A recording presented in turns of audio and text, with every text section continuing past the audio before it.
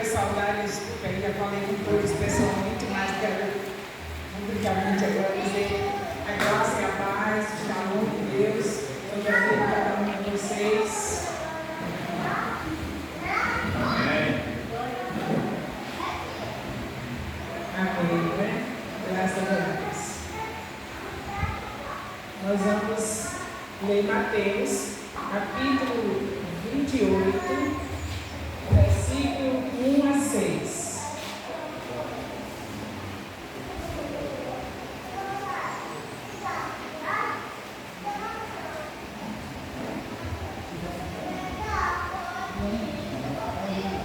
Mateus, capítulo 28, de 1 a 6, diz assim: E aconteceu que, quando Jesus concluiu todo esse discurso, disse aos seus discípulos: Bem sabeis que daqui a 2 dias é a Páscoa, e o Filho do Homem será entregue para ser crucificado.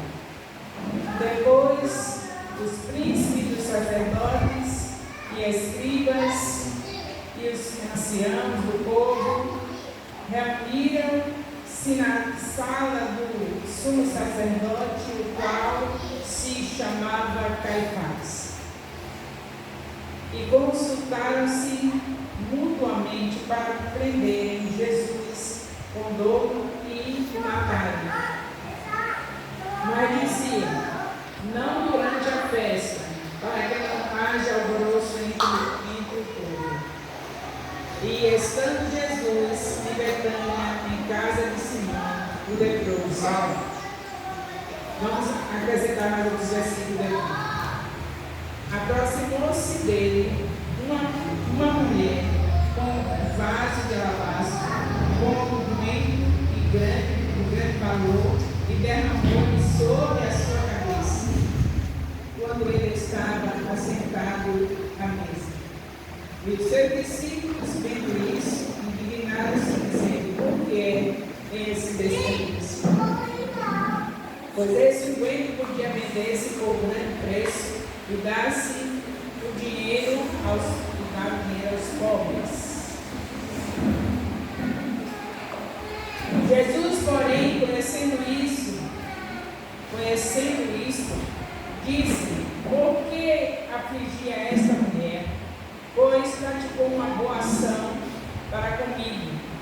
Porquanto sempre tendes convosco os pobres, mas a mim não haveis de ter sempre. Ora, derramando ela este unguento sobre o meu corpo, fê-lo preparando-me para o meu sepultamento. Em verdade vos digo que onde quer que este evangelho for pregado em todo o mundo, também será referido o que ela fez para a memória sua.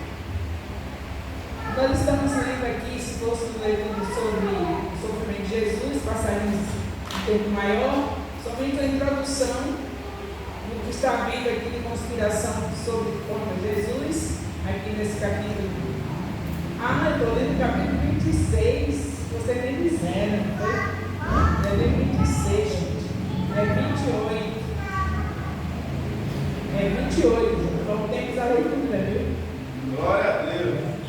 E no fim do sábado, quando já despontava o primeiro dia da semana, Maria Madalena e outra Maria foram ver o sepulcro. E eis que houvera um grande terremoto, porque um anjo do Senhor, descendo do céu, chegou, removendo a pedra da porta, e sentou-se sobre ela. E o seu aspecto era como um relâmpago, as suas vestes brancas como neve. E os guardas, com medo dele, ficaram muito assombrados, como mortos. Mas o anjo, respondendo, disse às mulheres: não tenhais medo, pois eu sei que buscais a Jesus que foi crucificado. Ele não está aqui, porque já ressuscitou, como havia dito. vinde e vede o lugar onde o Senhor jazia. Vamos deixar aqui no capítulo 28, versículo 1 a 6, nós queremos falar sobre o valor da cruz. O valor da cruz é o nosso tema. Nós falamos na leitura aqui, tratando do ano da ressurreição.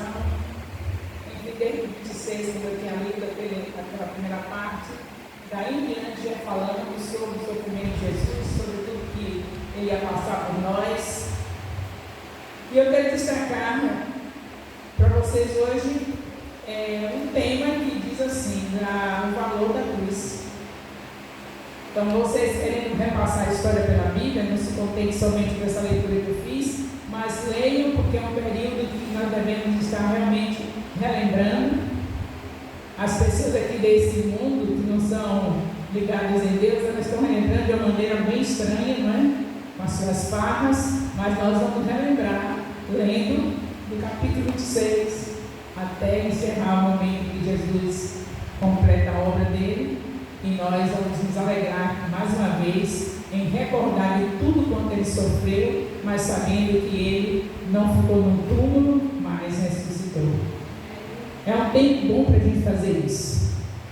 É bom a gente aproveitar esse período onde as pessoas estão fazendo a comemoração da maneira errada e fazer da maneira certa, meditando em tudo quanto Jesus passou por nós. Mas voltando ao tema, é o valor da cruz. Para quem já foi a Jerusalém como eu, quem mais aqui foi a Jerusalém? Bom, é uma ida que não é turismo, é uma ida por ser uma coisa programada por Deus para nós. Abençoarmos Israel, ir a Israel, orar por Israel, é uma programação bíblica. E eu só fui pela fé. Eu fui doente para lá, pensando se ia ficar lá mesmo, se não voltava mais, de tão doente que estava. E o Senhor me levou e me trouxe e me prosperou de uma maneira tremenda, que esse é um caso que eu contaria outras vezes. Não vou falar sobre isso agora. Mas em Israel é um comando bíblico, não é? Quem estuda a Bíblia sabe disso. Então eu já fui, você que vai ainda, né?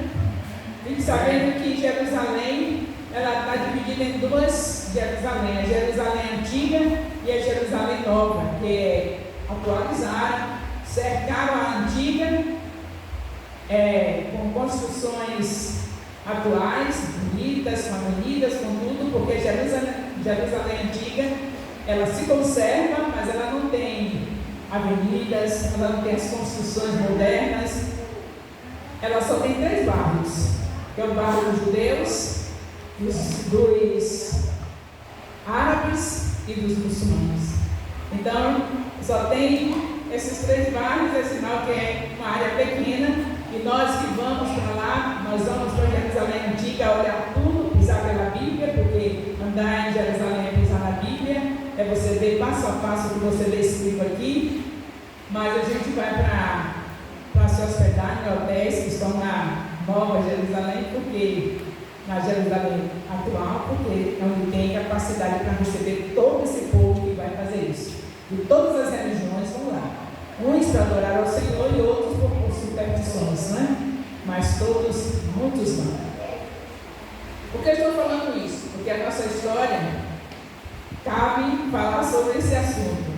Então, essa Jerusalém histórica, bíblica, que eu acabei de falar, tem 3.000 anos de idade. Foi construída em cima de uma montanha e cercada de muros, muralhas milenares. Essa Jerusalém, ela está com 8 metros acima do piso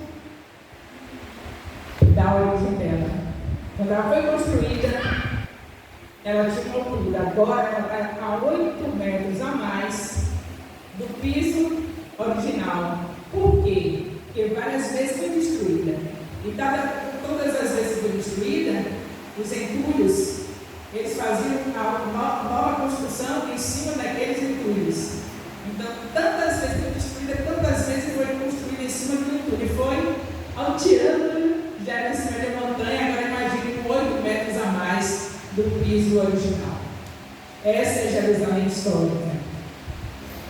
E eu quero dizer que vou falar de onde Jesus Cristo saiu. Nós estamos falando de Jerusalém porque o lugar onde ele estava, né? Aí tem uma tradução assim, mas ele saiu da fortaleza Antônia. Essa fortaleza Antônia era a morada de Pilatos. E ali ele sofreu muito, ele foi açoitado muitas vezes, sangrando, sofrendo por nós. A saída dali da fortaleza Antônia dá em direção de ruas estreitas. As ruas de Jerusalém são estreitas. E isso já fala alguma coisa para nós. O caminho de Jesus é estreito. E lá em Jerusalém as ruas são estreitas. Como eu já disse, a antiga, a nova que tem. Mas a antiga, a histórica, as ruas são estreitas. Então quando sai da fortaleza Antônia, Jesus sangrando, Jesus depois de ser açoitado, agora ele vai carregando uma cruz por aquela rua estreita, e que é chamado Via Cruz, para alguns Via Dolorosa, e de um modo geral nós sabemos que é a Via Cruz, onde ele percorreu carregando a cruz. E eu quero que você saiba hoje o valor da cruz. Você ainda não sabia. Jesus carregou aquela cruz naquela rua estreita, e tem sempre uma esquina nas nossas ruas, né? E o nosso Deus não é um Deus de atalho. Nosso Deus é um Deus de caminho longo, caminho que nos leva cada vez mais a conhecê-lo. Quanto mais longo o caminho que nós passamos, mais nós conhecemos a Jesus. Isso aqui também já faz essa ilustração. Essa rua estreita, essas esquinas. Esquina muda sempre a direção. Não faça atalho. Mesmo que a rua seja estreita, sempre tem esquina, não faça atalho, não vá procurar um lugar melhor. Porque cada esquina muda a gente de direção. E quando se vai com Deus, a direção sempre é melhor. O próximo passo sempre será o melhor.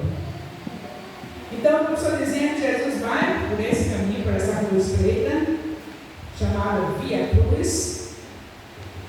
E o que acontece? Vai em direção ao Gólgota, né? Ele vai para o Calvário, não é isso? É uma caminhada longa para ir ao Calvário. Na primeira esquina havia uma pedra. E justamente nessa primeira esquina Jesus cai. Lembre-se que ele já vem sofrido, já com sangue já sendo derramado pelas açoites que sofreu. Então ele já estava fraco, já começou a trajetória com a cruz, com seu corpo debilitado. E na primeira esquina ele cai.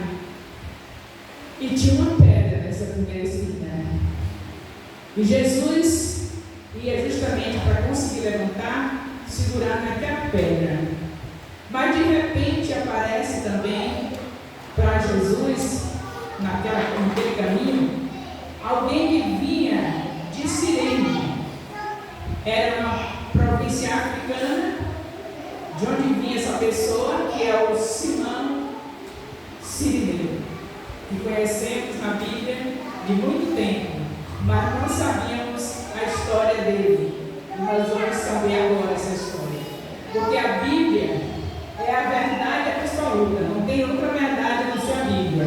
Mas você sabe que hoje, se tem uma história real na minha vida, mas se tem um repórter que se interessa, então vocês anotaram a história da minha vida, mas tem alguém daqui da cidade que se interessa em escrever a minha história também.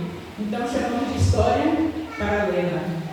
Então vocês escrevem verdadeiramente o que vocês estão vivendo, tudo da minha vida, que vocês têm observado, mas alguém que me observa lá fora também pode estar escrevendo a minha vida. Isso chamamos de história paralela. Então a Bíblia tem tudo escrito que é verdade, mas houve pessoas naquela época que a Bíblia foi escrita que também anotavam coisas dos personagens que estão na Bíblia. E alguém anotou sobre Simão Cireneu. E por isso nós vamos ficar sabendo da história dele. Simão Cireneu era um negro africano. Ele veio para Jerusalém para fazer parte daquele momento que era a Páscoa. E todo o povo israelita, todo judeu, onde estivesse, vinha todo ano para essa Páscoa. Essa Páscoa era feita assim, o sumo sacerdote, né, fazia um altar, o altar assim, como se fosse pneus, um em cima do outro, só que era pedra. Primeira roda, pedra, segunda roda, pedra, terceira roda, 12. 12, porque nós somos amantes do número 12, porque Deus ama o número 12, é o número da totalidade. Então, 12 rodas, como se fossem pneus, só que sempre feito de pedra, e no final, ali o sacerdote subia para lá em cima daquele altar, ele colocava um cordeiro, isso todo ano. E na linguagem bíblica, o dia 14 do ano Nissan, como dizia a Bíblia, Nissan, que é certo que era o dia 14 desse mês bíblico, que equivale ao mês de Abib, que nós estamos aqui, para fazer as nossas festividades da Páscoa, não é isso?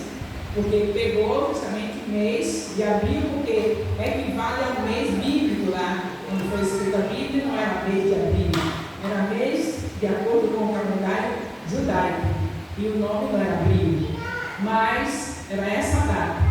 E então todo ano nessa data, essa Páscoa foi instituída lá em Êxodo, capítulo 12. Então já vem uma história longa. A Páscoa era comemorada todos os anos, e isso foi determinado lá em Êxodo, capítulo 12. E todo tempo assim. E todo judeu, onde quer que estivesse, ele vinha para essa comemoração. E como eu já disse, o sacerdote lá no final do altar, que era de 12 camadas, tipo rodas, como já disse, então rodas de pedra, e ali ele colocava o cordeiro, e ali ele cortava, degolava o cordeiro, colocava o cordeiro de cabeça para baixo, que a cabeça não estava mais, já tinha cortado, e ali ele ia fazendo círculos com aquele sangue derramando. Círculos. Fazia todo, até o sangue esgotar todo, circulando em cima do altar. E depois ele vinha com isopo. Você já viu falar isopo na Bíblia? É um vegetal que parece uma esponja para sugar aquele sangue que foi derramado sobre o altar. Depois o sacerdote volta lá embaixo. Todos os povos, todos os judeus, onde eles estivessem, eles vinham. Onde eles estivessem, eles vinham para Jerusalém. E ali eles estavam embaixo, aguardando todo aquele cenário e aguardando uma gota do sangue que caía sobre eles. Quando o sacerdote puxa o sangue do altar com aquele isopo, tipo a esponja, aí depois ele vai para poder cair embaixo, cair em todas as pessoas. Todos estão aqui sedentos para cair um pingo, uma gota daquele sangue do cordeiro, que não era o verdadeiro cordeiro. Porque o cordeiro de Deus que tira o pecado do mundo é Jesus. Mas era um período provisório que eles tinham que se manter ali por ordem de Deus, desde Êxodo até o dia que Jesus Cristo morresse na cruz, então cessaria de haver esse ritual. É dessa história que eu estou falando, do sangue. E por que o valor da cruz? Fique atento que você vai saber. Estou falando do sangue, que também é um valor que não dá para a gente negociar. Só o sangue de Jesus Cristo para ter as nossas vidas assim como estamos hoje. Não fosse aquele sangue, é de nós. Ele que purifica as nossas vidas. E aí, nós vemos que para esse ritual todo, que esse Simão Cirineu, ele veio da África, né? Dessa província que pertenceu há algum tempo a Roma, e ele veio de lá para fazer parte da festa da Páscoa, para receber a gotinha do sangue sobre a sua roupa.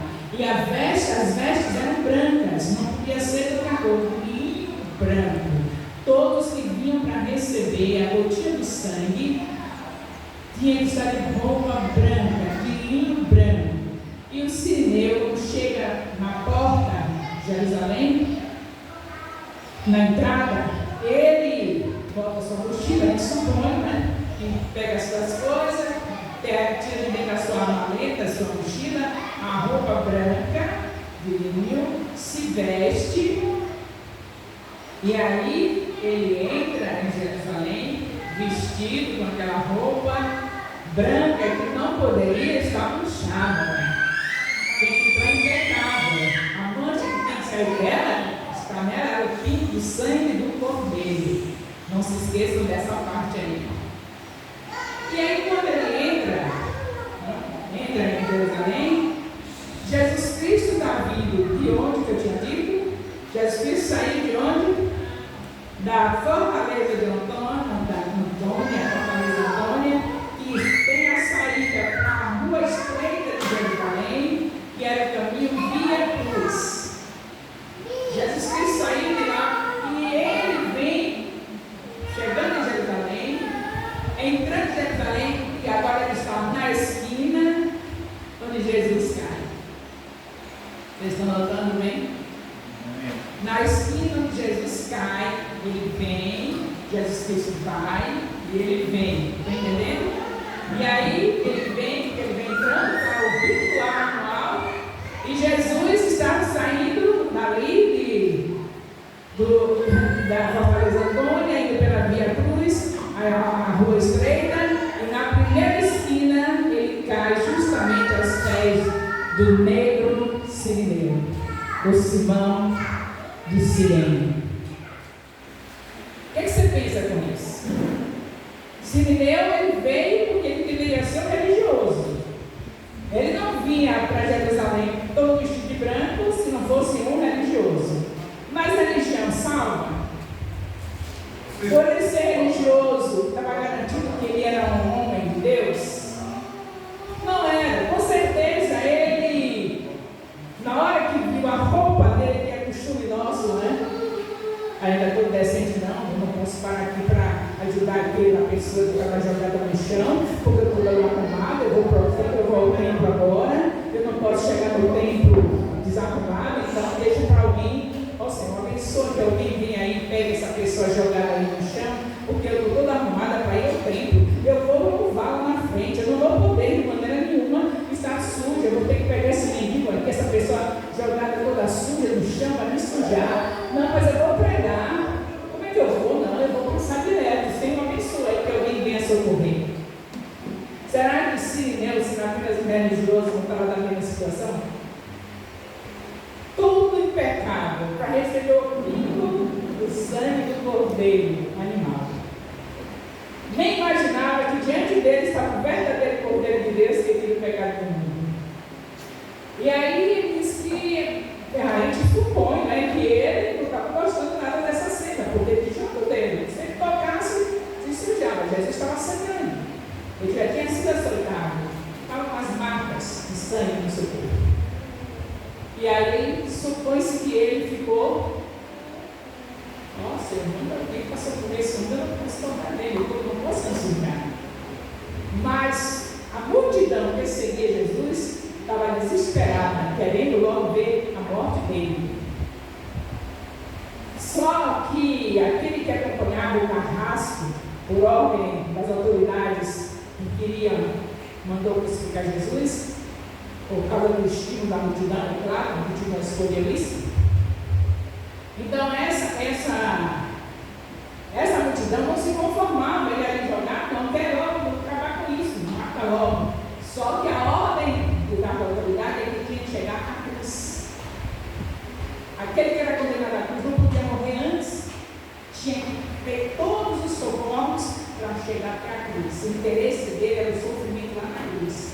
Todas aquelas ações e tudo aquilo que ele já tinha sofrido não era bastante. Tinha que chegar até a cruz, porque morte de cruz só morreu Jesus. Viu? Se você souber, vou descrever para a medicina o que passa na pessoa com cravos na mão, cravos nos pés, é terrível demais. Então eles desejam isso. Quando era condenado à cruz, não poderia ser absorvido. A morte do caminho era livre. Então não era esse o planejamento deles. Então a multidão bem furiosa. Mas aquele que era a autoridade, que veio mandar para as autoridades acompanhando, tinha o dever de fazer de tudo para o condenado chegar até a cruz. Então, o que aconteceu é que foi desse jeito que ele disse, o chefe formal do cara dirigindo, disse, pegue o homem, pegue esse homem com Simão. Você pegue o homem, era a ordem deles, pegue o homem, levanta ele. Não deixa ele morrer, não pode morrer aqui. Ele tem que morrer na cruz. Agora está Simão religioso, imaginando-se já a roupinha do ritual dele, nada, o pinguinho de sangue que ia cair sobre ele. Mas não tinha saída, porque era uma autoridade. Se ele não pega, que morreu era ele. Então ele pega Jesus. E quando ele pega Jesus, note bem isso que eu vou falar. No final vocês vão saber por quê. Jesus põe a mão sobre os ombros dele. E a marca do sangue fica. Jesus se apoiou sobre os ombros de Simão. E aí, prossegue. Eita glória, aleluia, Jesus. Já entendeu? Tem gente verificando que já entendeu, né? Então aí prossegue Simão, puxando Jesus, porque o condenado ele vinha com a placa escrito porque ele estava sendo condenado, pendurado no pescoço, uma corda que puxava, não se puxa um cachorrinho. Então agora vem Simão, o Cirineu, carregando Jesus sobre os seus ombros, as suas mãos se apoiando e carregando a cruz. Segunda história, eu estou falando uma história paralela. Na Bíblia não tem essa parte, mas é uma história paralela e é confiável. Não é inspirada como as histórias da Bíblia, mas é confiável. Aí, resultado, ele segue 50 passos, segundo a história, dessa esquina à segunda esquina. E foi só o suficiente para Jesus se reanimar, porque era ele que tinha que carregar a cruz por causa de nós. Ali só foi um momento onde ele não aguentou, mas assim que caminha os 50 passos, chega na outra esquina, alguns chamam de estação, e tinham várias estações, e aí Jesus toma posse da cruz novamente, e se deu, fica limpo. Mas agora ele está marcado. Aleluia. Glória a Deus. Vocês já estão entendendo, né? Glória a Deus. E aí, está agora Simão marcado. E vamos ver o que acontece na vida daquele que é marcado.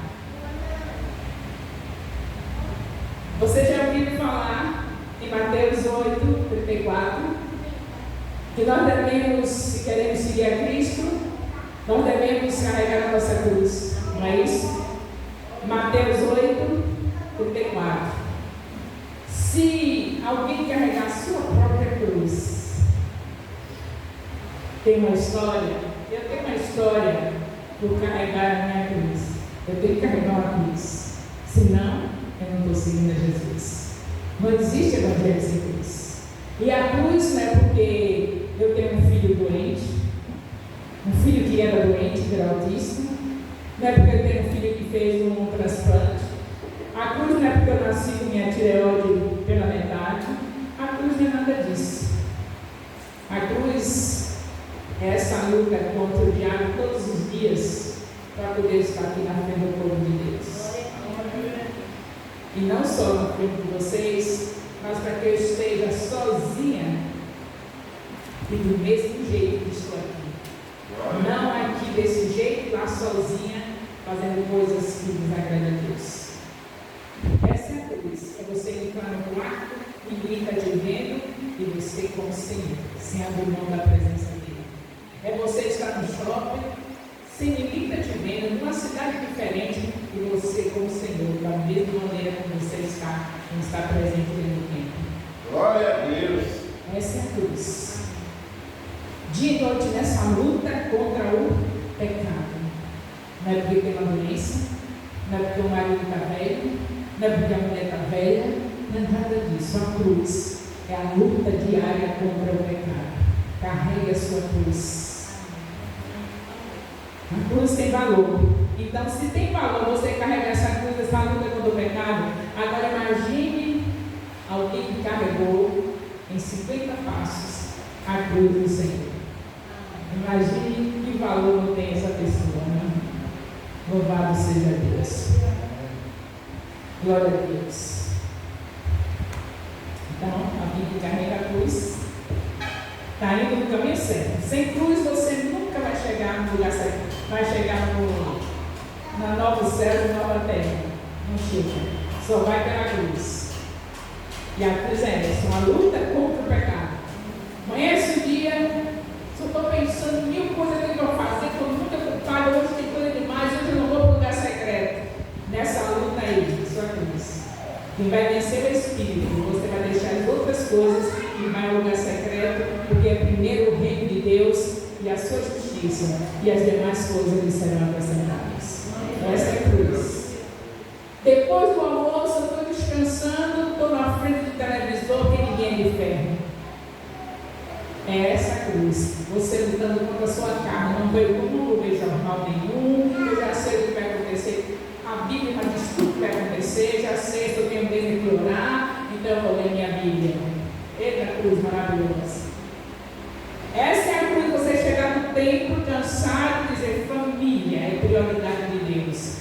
Vamos sentar aqui, ler a Bíblia, e depois louvar, e depois orar e irmos dormir. Essa é a cruz. Você trocar o banquete que faz quando chega no templo, encher minha barriga e de barriga cheia, pelo pão espiritual. Você e sua casa dormindo na meditação na palavra. Após meditar a palavra. Essa é a cruz que nós temos que carregar. Então, eu quero dizer para você que o que fazia mesmo esse Simão, já deu uma introdução mostrando para vocês que ele era um africano, veio de Cirene, pertencente à África, e aí ele era um africano, era um negro. Mas que história é essa? O que ele é? Simão Sirineu. Tem uma história ali. A resposta está no seu próprio nome. O nome dele é derivado do nome de um filho de Jacó. O filho de Jacó chamava, um dos filhos de Jacó chamava Simeão. Não tem um Simeão? Filho de Jacó? E por quê? O que está vendo aí? Tem a ver o quê? A resposta é essa aí, é o nome. Simão é uma helenização. Ou seja, esse nome foi dado, esse caráter foi dado a ele por causa de uma ligação com judeus. De que maneira? Vamos vendo aqui. Então nós sabemos que para ter essa ligação, esse nome derivado de Simeão, filho de Jacó, tem que ter uma história. Vocês sabem que Israel foi visitado pela rainha de Sabá, não sabe? A rainha de Sabá não visitou? E dizem alguns que ela não visitou, ela foi logo na cozinha. E quem quiser saber quem é quem, vai na cozinha. Então eu vou ter mais cuidado com a minha cozinha. E tem muita gente sabendo que eu sou na minha cozinha. Para pegar água ali, eu, meu Deus, a cozinha da costa é uma bênção. Casca de fruta até. Lá o nosso balde de lixo é desse também, porque abacaxi, manga, cheio. E aí não é fácil não. A pessoa chega, meu Deus, o que é isso? Que cozinha é essa? Vou ter mais cuidado, não colocar aquelas cascas de fruta em outra área. Porque ali se sabe, na cozinha de Salomão, tinha nos fumos da panela escrito: santidade ao Senhor. santidade ao Senhor. Consagre a sua comida, seus alimentos, com esses alimentos consagrados ao Senhor. Cada alimento que chega, quando tirar do saquinho das compras, vá consagrando ao Senhor. Se você não pode ir lá na cozinha de rei, né? Talvez seja muito caro para você, não sei. Fazer isso, ter gravado no fundo das panelas a santidade ao Senhor, mas você pode pegar cada alimento e consagrar ao Senhor. Isso chamou a atenção. E a rainha de Sabá não era brincadeira, nem também Salomão. O resultado é que eles tiveram filhos. Ela foi visitar. Viu o homem santo, mas era rei. E rei naquela época, eu acho que em todo o tempo, né? Tem direito a várias mulheres, concubinas. E a rainha de Sabá entrou nessa turma aí de mulheres de Salomão. Você sabe que ele teve muitas mulheres. E ela foi uma delas e teve filhos com ela. E o reinado da rainha, se você está prestando atenção aí, para entender esse negócio. E o reinado, o reino da rainha de Sabá era onde mesmo?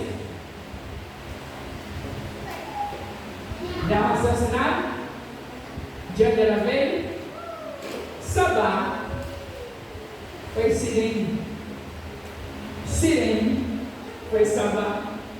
Você sabe que os lugares mudam, né?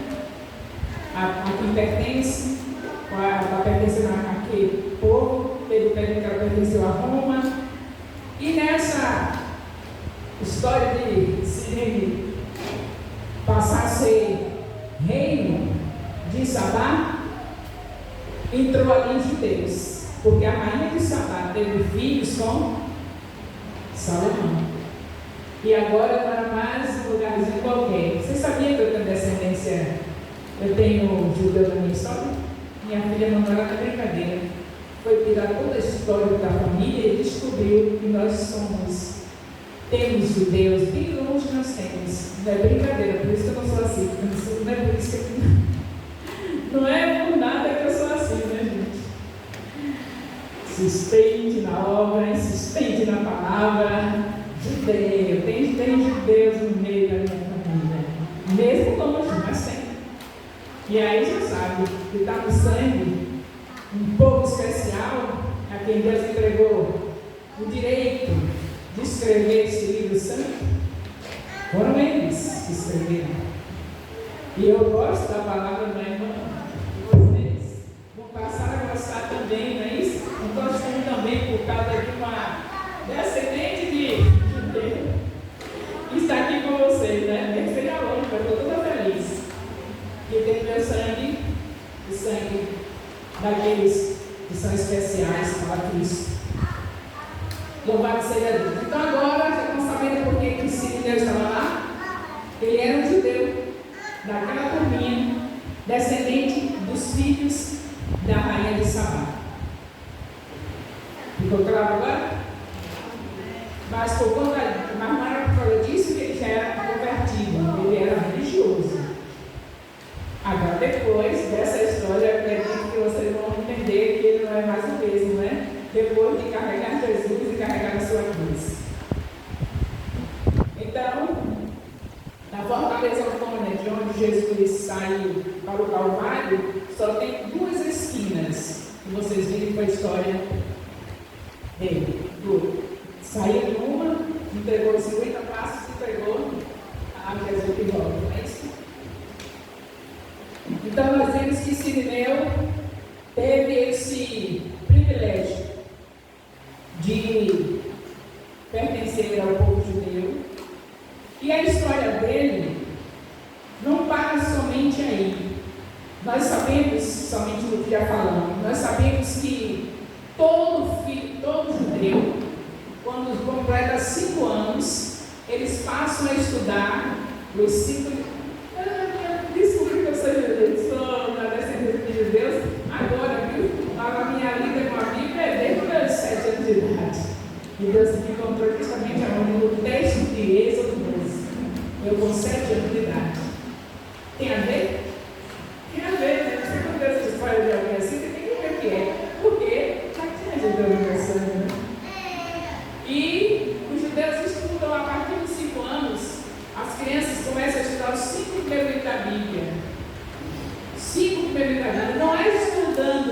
só, eles decoram todos os versículos do Pentateuco.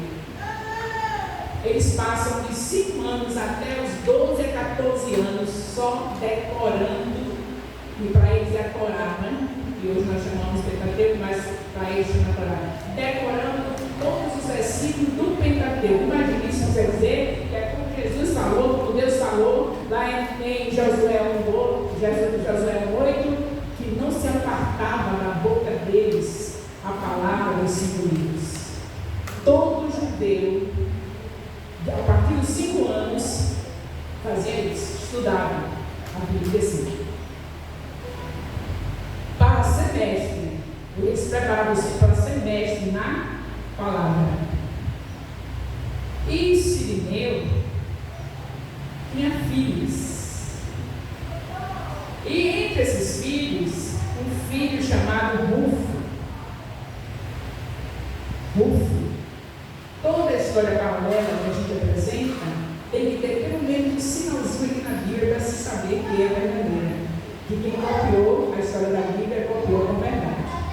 Então, esse Cirineu tinha filhos, e entre eles tinha um filho chamado Rufo, que passou pela escola dos doutores de Israel. Essa criança de 5 anos ia para os doutores de Israel, estudava ali até os 12 a 14 anos, decorando tudo, e no dia de fazer o exame, a prova, se tinha realmente sido preparado, se estava sabendo tudo, depois de tudo respondido, certo ou errado, mas já foi feita todas as perguntas que é necessária, aqueles que estavam fazendo os exames, doutores, lá um deles chamava o aluno, né? Os alunos, chamava um de cada vez, é claro, e segurava na mão. Dizia, você não, se não tivesse sido aprovado, dizia assim, você não serve para ser mestre. Vá seguir sua vida, ter família, ser bem sucedido com a sua família, mas para ser mestre você não serve, porque errou, se errasse uma vez, não passava. Porém, aquele que era aprovado na banca de examinadores, aquele que ia receber, ele pegava e colocava a mão. Já está entendendo? Colocava a mão sobre o aprovado, o examinador, um deles, que chamava na frente, colocava a mão sobre o ombro do aprovado. O que perdia, dava a mão e dizia, você não serve para ser mestre, vai viver sua vida normal, com sua família. E o que era aprovado, colocava a mão sobre o ombro. Amém. E dizia, agora vai fazer discípulos e tem obras, porque o que aprova um discipulador, ele tem obras e tem discípulos. Não existe mestre, não existe alguém aprovado por Deus sem ter discípulos, sem ter obras, porque a fé tem que ter obras. A fé sem obras é morta. Então nós temos que ter discípulos e ter boas obras, obras e boas, né? A gente sabe que estamos salvos pela graça mediante a fé, mas a fé tem obras. Então ninguém pode dizer assim, eu vou viver de minha vida de qualquer jeito. Tem obras boas, boas obras. E aqui, essa ilustração que eu estou falando, nessa história paralela do nosso querido Simão Cirineu, o filho dele sabia dessa história porque tinha passado, não tinha passado no teste. Tinha estudado, mas não tinha passado no teste, mas sabia tudo como é. Aí quando Simão chega de volta de Jerusalém, com a sua mão, sua túnica suja de sangue das mãos de Jesus, dentro da sua mochilinha, sua mala, você vê sua maleta, uma mochila, estava a sua túnica, né? Manchada de sangue. E isso era costume de todos que vinham para Jerusalém, chegar para ver sua família, com tudo guardadinho e contar tudo o que aconteceu. Aí Simão vai contar tudo o que aconteceu e depois tira a capa a túnica e mostra a tua família. E Rufo, que já tinha passado pelo período de avaliação e apenas recebeu honra, não recebeu honra sobre o ombro, entendeu? Você não foi aprovado, você não serve para ser um mestre, para formar família e viver bem para sua família. Então ele sabia que quem era aprovado era a mão do homem. Rufo, com certeza, levanta-se na mesa e diz para o pai: meu pai, quando aquele homem colocou a mão sobre os seus ombros, ele estava dizendo para o Senhor: você está aprovado. Glória a Deus. Glória a Deus. Você está aprovado. Glória a Deus. Louvado seja Deus. Simão Sirineu foi aprovado. Carregou a cruz. Olha o valor da cruz. Não negocie o valor da cruz. Hoje nós temos a cruz para carregar. Simão foi casual. Ele não sabia que ia ser daquele jeito. Ele teve um homem que ele nem sabia. No momento ele estava sabendo quem era, que iria entregar a cruz para ele, e ele carregaria e ele seria aprovado. Mas hoje você sabe pela palavra, em Mateus está escrito que quem quiser seguir ao Senhor, carregue a sua cruz e siga. Tem que carregar a cruz e seguir. E nós temos Paulo, nós queremos concluir mostrando para vocês que é uma história paralela, mas que tem respaldo na Bíblia, porque Paulo, em Romanos capítulo 16, Paulo dá saudação para todos os evangelistas. Você depois lê sobre isso, Romanos 16, faça a leitura depois. E Paulo fala para todos os evangelistas, dando saudação para todos em Romanos 16. E entre essas pessoas que Paulo dá saudação está Rufo, filho de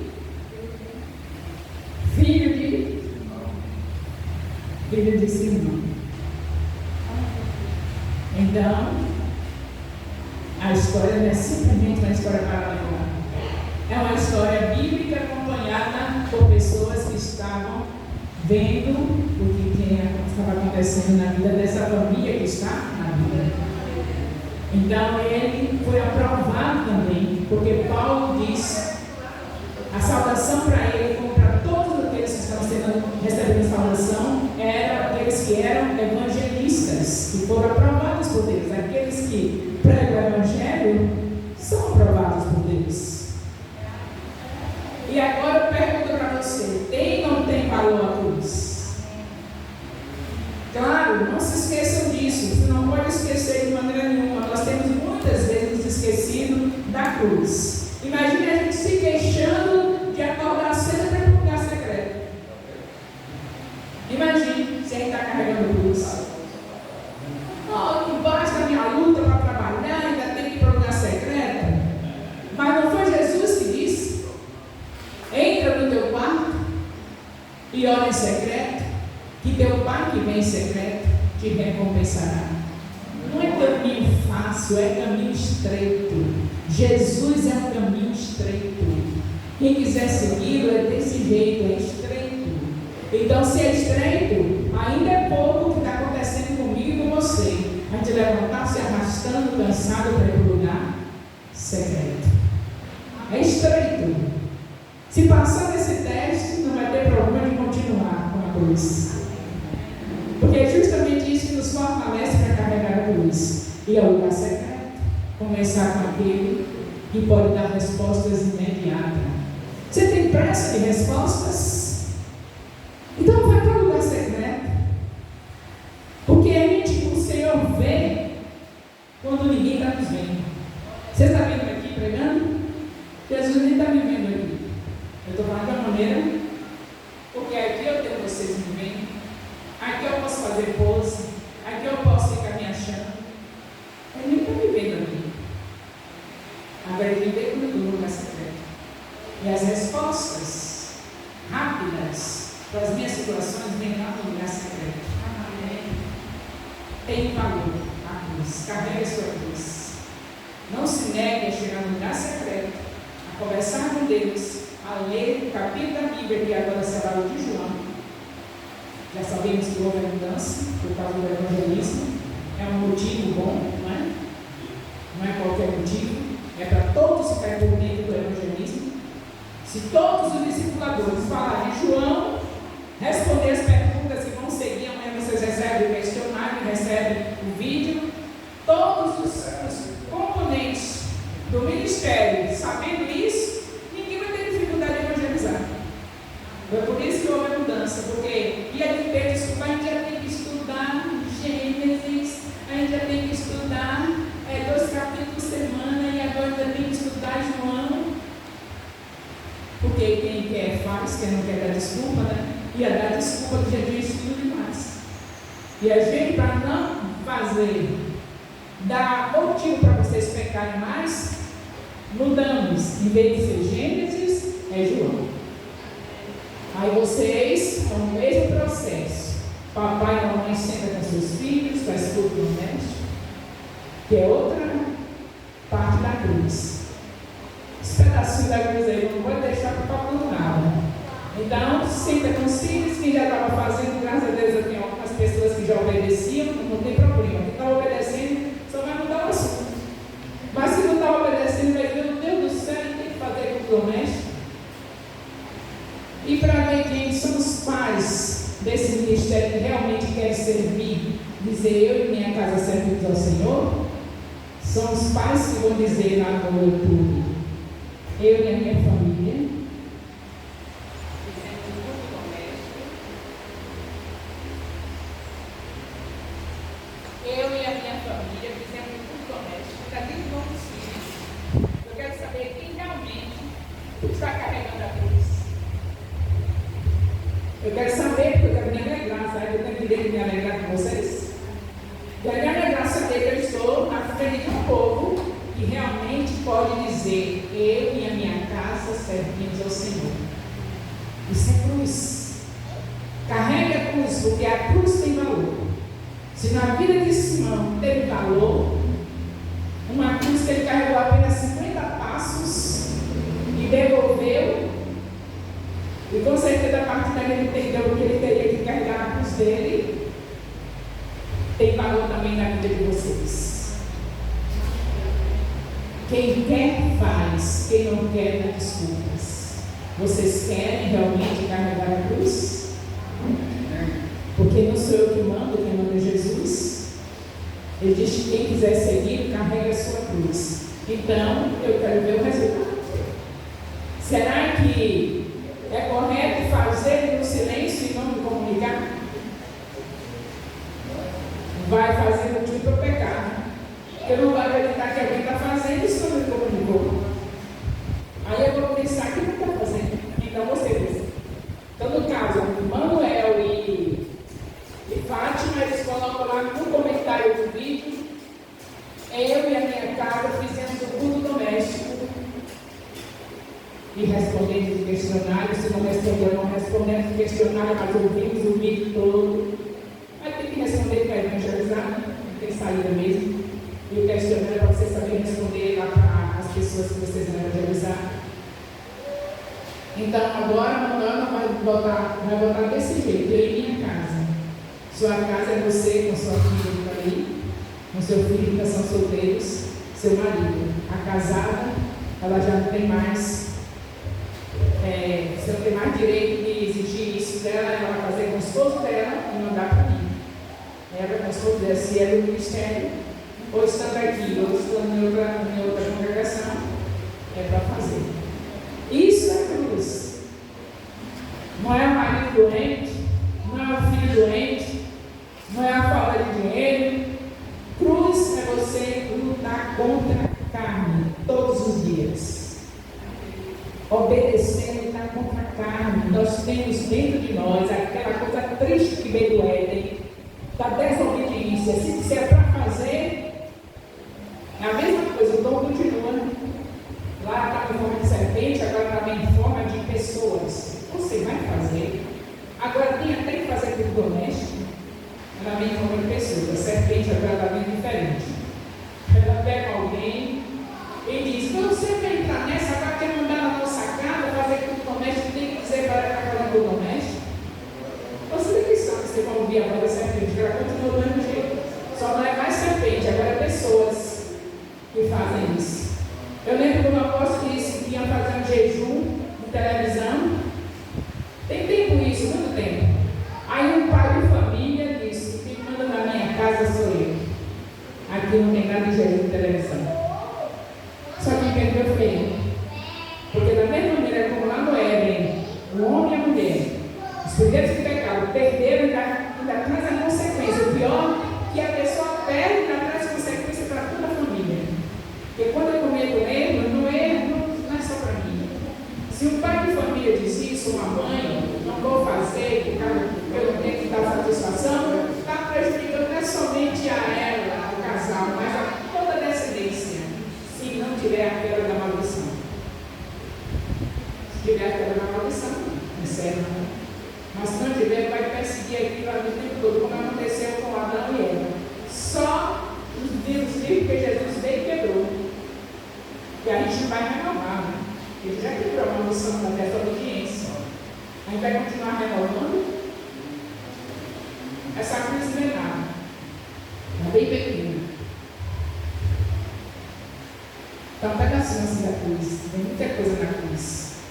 Então, em nome de Jesus Cristo, vocês estejam conscientes que o valor da cruz é negociável. Não tem negociação. Não tem negociação. Satanás vai dizer: mas você está muito cansado.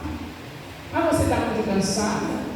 Você responde para ele: meu Deus renova as forças do cansado e da energia, aquele que não tem mais nenhum vigor, como está escrito em Isaías 40, versículo 29. Você crê na palavra? Ou só crê quando está com câncer? Mas Jesus cura, meu. O câncer dela lá vai curar. Porque ele cura toda doença, toda enfermidade. Nessa hora, a palavra válida, vai esperar ter um problema para depois acreditar, ou vai acreditar na palavra quando se trata de glorificar e exaltar o nome do Senhor? Vamos exaltar o nome do Senhor obedecendo a Ele, jogando cansaço para lá para fazer o nome dele ser exaltado. Já imaginou que maravilha vai ser? Essa terra aqui toda para o Senhor? Ou você acha que vai ser em vão você lutar contra a carne? Quem luta contra a carne só tem vitória. Então lute contra a carne, você vai ver sua família salva, sua descendência salva, sua vizinhança salva. Vai ver essa terra aos pés do Senhor Jesus. Só lutando contra a carne. Então comece dentro de casa. Não é crente somente aqui. Aqui, Deus que está abrindo a gente aqui, porque aqui está todo mundo lindo. Deus quer ver você na hora de ir para o lugar secreto sem querer ir. Deus quer ver você na hora de fazer a leitura depois do almoço sem querer fazer. É isso que Ele está vendo você nessa hora. Aqui todo mundo está lindo, então, inclusive tudo está lindo, maravilhoso, na frente falando, como é bom falar, não é? Mas Deus quer me ver lá. Se eu quero ir para o lugar secreto, mesmo que eu tiver caindo os pedaços, mas Deus quer me ver lá. Se depois do almoço eu sono, mas primeiro eu vou ler a palavra. Se Ele quer me ver lá na noite, depois de chegar do culto, do templo, na noite, porque tem noite que não tem culto, a gente está horário do livre, mas tem noite que tem culto, então a gente vai fazer todos os dias, chega cansado e faz. Porque o tempo não é meu, é seu, o tempo é de Deus, e quem dá o renovo das nossas forças é Ele. Então, se você quer realmente carregar a cruz, não tem dificuldade, porque Ele disse que renova. Só é pedir para Ele renovar. Ou você quer somente quando vai ter alguma coisa de boa que você quer ter, receber da mão dele? Eu tenho que receber isso. Eu posso todas as coisas que Ele me fortalece. É esse ano que essa bênção vem. É esse ano que eu vou receber a bênção. Eu sei que eu posso todas as coisas. Pode também ir para o lugar secreto. Pode também meditar na palavra do almoço. Pode também meditar na palavra na hora da noite do culto doméstico. Amém. Isso eu estou pedindo, eu estou falando para alguém. Porque para vocês verem a minha família como está, foi desse jeito. Quando o líder pede uma coisa e ele não faz, ainda tem algum motivo, né? Porque na verdade não é nem que olhar para o líder. Essa semana mesmo, 8 dias hoje que eu estava falando lá no encontro, Tem líder que não faz, mas eu disse para o discipular: não faz, mas você não vai atrás do seu líder que não faz. Porque na hora de chegar lá no novo céu da terra, Jesus não vai querer saber que você não fez porque o seu pastor não fazia, porque a sua pastora não fazia, porque o seu ministério de louvor não fazia. Deus não quer saber disso, quer saber você obedeceu. Aleluia. Saiu o primeiro homem do Éden com desobediência. Você acha que nós vamos voltar para lá desobedecendo? Só vai voltar para lá quem estiver na obediência. E seja lá quem for, porque a Bíblia diz em Romanos 13 que é qualquer obediência, se a autoridade for boa ou má. A mesma coisa que diz para seus pais: seu pai pode ser bom ou ruim, é para honrar. É da mesma maneira com seus pastores, é da mesma maneira com as autoridades que estão sobre você. Bom ou ruim é para obedecer. Ah, mas eu vou obedecer depois. Depois Deus acerta com ele. Depois Deus acerta comigo. Depois Deus acerta com o pastor, com a apóstolo de Deus. É ele que acerta com as autoridades. Você só faz obedecer. Principalmente que ninguém é cego. O que está sendo orientado é o que está na palavra. Meditar na palavra de dia e noite. Não está orientado nada contra a Bíblia. Se tivesse, aí não era nem conveniente, né? Eu estou falando aqui. Então, em nome de Jesus, não se esqueçam do valor da. O tema de hoje foi o quê? Valor da cruz. Então, não se esqueçam. Porque é dessa maneira que Jesus vai colocar a mão sobre os seus ombros e dizer: você está aprovado.